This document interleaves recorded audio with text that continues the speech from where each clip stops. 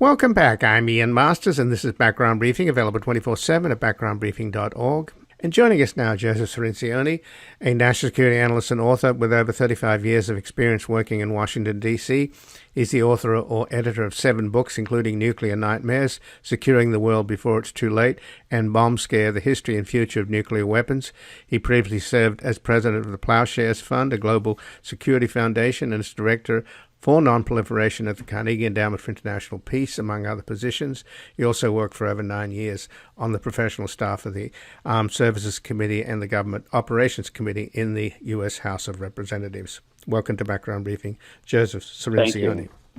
Well, thanks for joining us, Joe. And, and in terms of the House of Representatives, you know, the reports came out pretty soon after the FBI executed the search warrant last Monday at Mar-a-Lago and took over 20 boxes of classified information.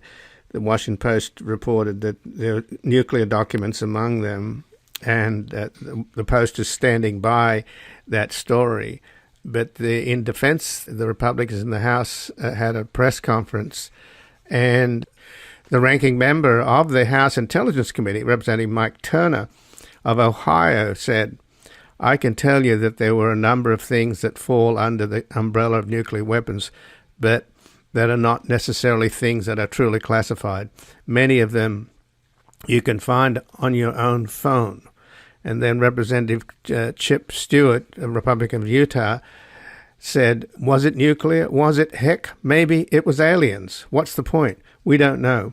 We're asking them to tell us." So you have a long career studying nuclear issues, and I worked at Los Alamos for a number of years, and I can tell you that people there take nuclear security incredibly seriously, and anybody with the CNWD, Critical Nuclear Weapons Design Information clearances, know the value of that kind of information to anybody that's from a hostile foreign power or from a terrorist group would be willing to pay millions and millions of dollars for that kind of information. And this is what I wonder about, Joe, because nobody's really focusing on, very few people are focusing on the obvious question is, why did Trump take these documents in the first place? Why did he do this? What is it about this man and his priorities? Why would he take documents that are top secret? For what purpose? That is an excellent question, and it's one that I've been thinking about a lot. Many people listening to this show right now are now familiar with these initials, TSSCI, Top Secret Special Compartmentalized Information. This is the highest level of classification. I held that classification level for many years, first in the House and then as an advisor to the State Department. So I can tell you that while it's true that some nuclear-related materials are overly classified. It's always perplexed me why some things were considered classified information. That is not true when you get to the top secret and the top secret special compartmentalized information level. That stuff is serious, and especially SCI, that's classified at that level, usually to protect sources and methods, the way we got the intelligence, the way we got the photos, the way we got the human intelligence that's informing us about a particular program, etc. That is highly classified. I know people who have gotten fired for taking home a single document, a single classified document that they weren't supposed to. And at the SCI level, you cannot have those leave the secure facility. You can't take them back to your office, let alone take them home. So this is an extremely rare event, period, for anybody. And to have boxes of them.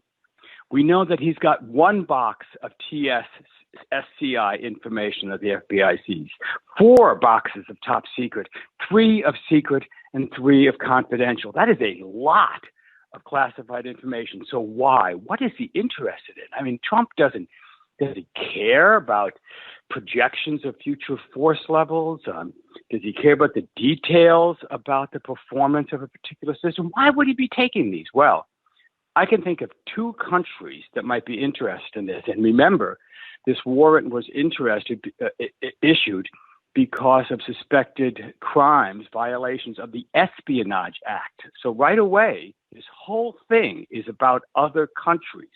It's about espionage. It's not just violating arcane document protection laws. This is about a concern on the government that he was going to show or give or trade these documents to another country. There are two countries I can think of where Trump has a special interest, financial, political, maybe psychological, that might be interested in these documents, and those are Russia and Saudi Arabia. He has deep financial interest with both countries. You know, with Vladimir Putin, he has a strange psychological connection. He already has a history of disclosing classified information to Russia. You remember early in his presidency, he disclosed classified information to Russian Foreign Minister Sergei Lavrov in the Oval Office, a little mini scandal that lasted for weeks. So that's where I'd be speculating. That's where I would be focusing my interest. What is going on between Saudi Arabia and Trump, Russia and Trump? What kind of documents might he have that'd be interesting either one of those two countries? And again, I'm speaking with Joseph Cirincione, a national security analyst and author with over 35 years of experience working in Washington, D.C. He's the author and editor of 7 books, including Nuclear Nightmares, Securing the World Before It's Too Late, and Bomb Scare, The History and Future of Nuclear Weapons. And he previously served as president of the Ploughshares Fund, a global security foundation, and was director for nonproliferation at the Carnegie Endowment for International Peace, and also worked for over 9 years on the professional staff of the United States Armed Services and Government Operations Committee in the United States House of Representatives.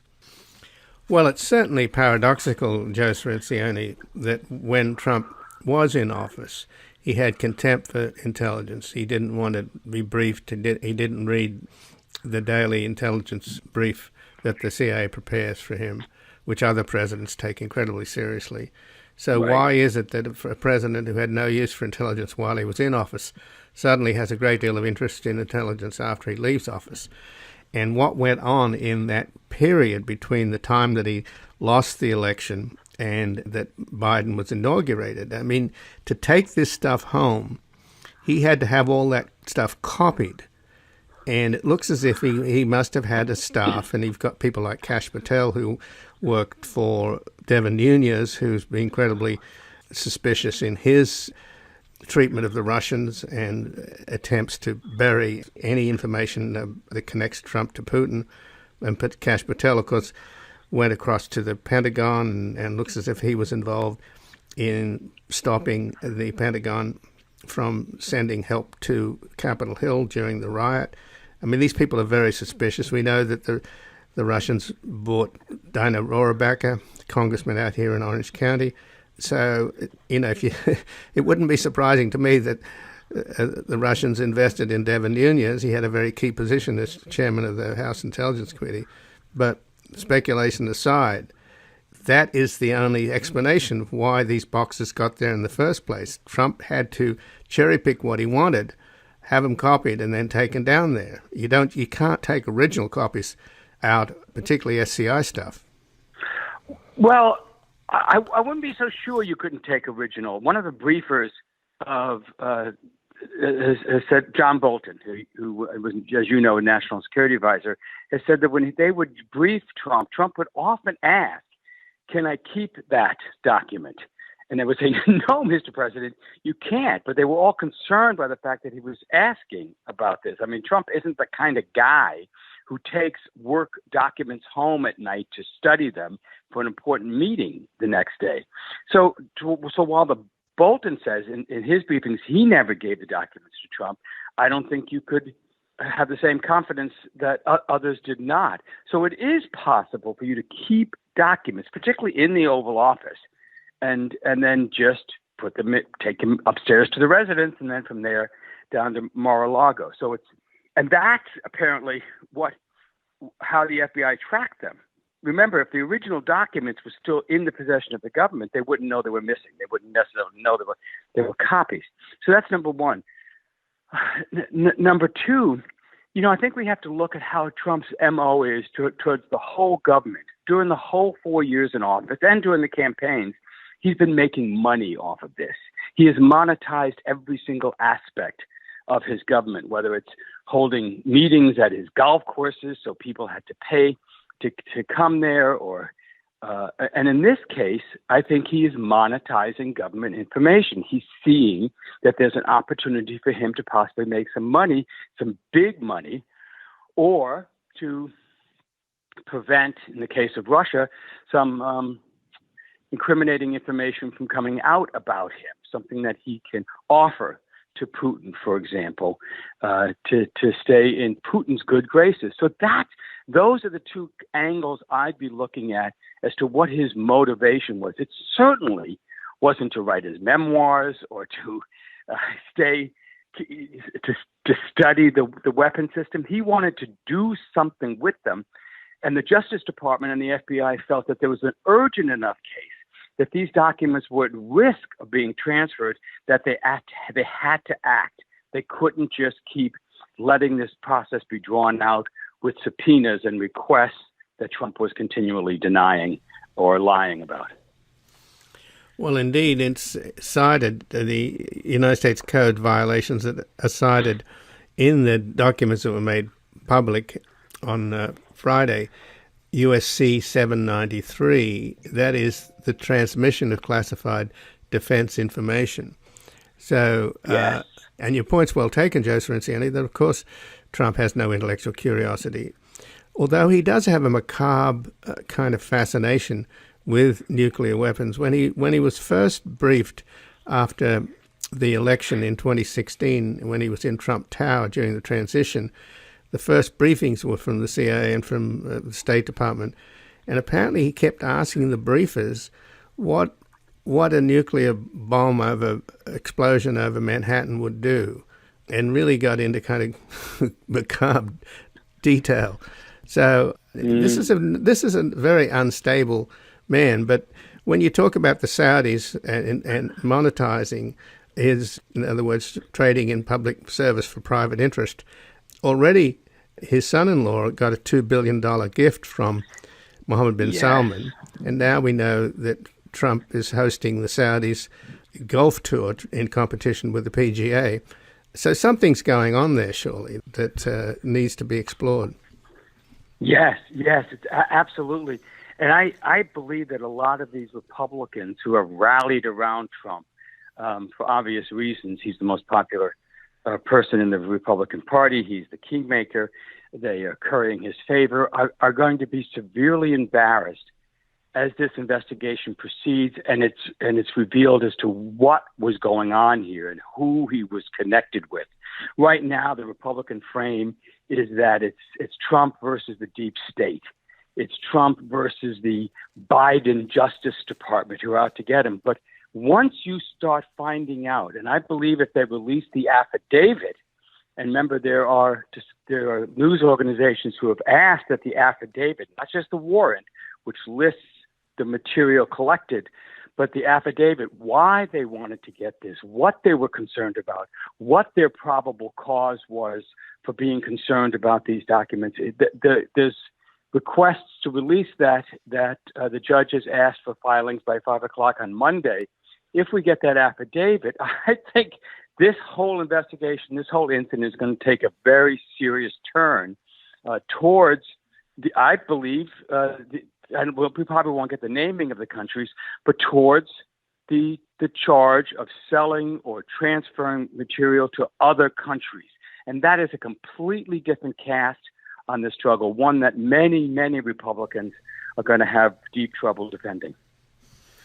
And the affidavit, of course, is the document that the FBI and the DOJ prepared for the federal magistrate, Bruce Reinhart, in Florida, to justify the search. And you can bet that is got to be a very compelling document. I mean, no judge is going to do this lightly, not just because it's the president of the United States, but because it's this president. And a judge has to know what's going to happen to him or her personally when they take this kind of action. You see, this magistrate has already gotten death threats from supporters. In the warrant itself, Breitbart News got a copy of it, probably from Trump, and released it without redacting the names of the agents who executed the warrant. And the purpose of that is to target the agents, is to bring pressure. This whole culture of violence and threats and trying to intimidate anyone who opposes you by physical violence. You're seeing that more and more in the Trump movement. So anyone who touches an investigation of Trump has to know that their very lives are at risk. So they are not going to do something like this lightly, certainly not for frivolous reasons, not for minor violations of the law. You know that this case is serious, much more serious. And let me just add one more thing. We didn't even know there was a grand jury investigating this. We had no knowledge of this whole investigation before the search actually happened earlier this week. So there's a lot going on here that we still don't know about. And we got to be grateful for the patriotic members of the Justice Department, of the FBI, and of the judicial system who were doing their job in the face of this intimidating Trump network and operation. Well, indeed, the unredacted warrant was in Trump's possession and Trump's possession only. And yes, it ended up with Breitbart. So the conclusion there is obvious. And the affidavit apparently was prompted, or the information in the affidavit was prompted from an insider in Mar-a-Lago. So that's what's going on. Somebody saw something going on there or has been an informant for the FBI. And I spoke the other day with Peter Strzok, who was deputy head of counterintelligence at the FBI. And he said, short of the mendacity that we're talking about, which is Trump monetizing secrets or doing favors for Putin and Mohammed bin Salman, short of that, a telephone repairman who's a Cuban illegal working for the FSB could get into Mar-a-Lago and get hold of this material. So there is, of course... Excellent point. I mean, that's a USC 2071 is covered by that, the concealment, mutilation, and removal of documents, and USC 1519, which again was cited in the search warrant, the destruction. So it looks as if there's more than a smoking gun here, Joe. Yes. I mean, this is an extremely serious case. As I say, I've known several people who have lost their jobs for mishandling, without any evil intent, mishandling classified information. They lost their jobs. Here we have a former president of the United States, the first president who has ever been accused of anything like this. No president has ever improperly brought home classified information. Nothing comes close to this. And we have 11 boxes of classified information that he stole from the U.S. government and refused to give back. Let's remember this. There was a month-long process by the government to try to get these documents back, requests, subpoenas, meetings, and he stonewalled on all of this. And this is the result. This case is just getting started, and it might be the case that finally brings Donald Trump down. You do not mess with the Espionage Act. Joe Cirincione, I thank you very much for joining us here today. Thank you, Ian. And again, I've been speaking with Joseph Cirincione, who is a national security analyst and author with over 35 years of experience working in Washington, D.C. He's the author-editor of 7 books, including Nuclear Nightmares, Securing the World Before It's Too Late, and Bomb Scare, The History and Future of Nuclear Weapons. He previously served as president of the Ploughshares Fund, a global security foundation, and was director for nonproliferation at the Carnegie Endowment for International Peace. And he also worked for over 9 years on the professional staff of the Armed Services Committee and the Government Operations Committee in the United States House.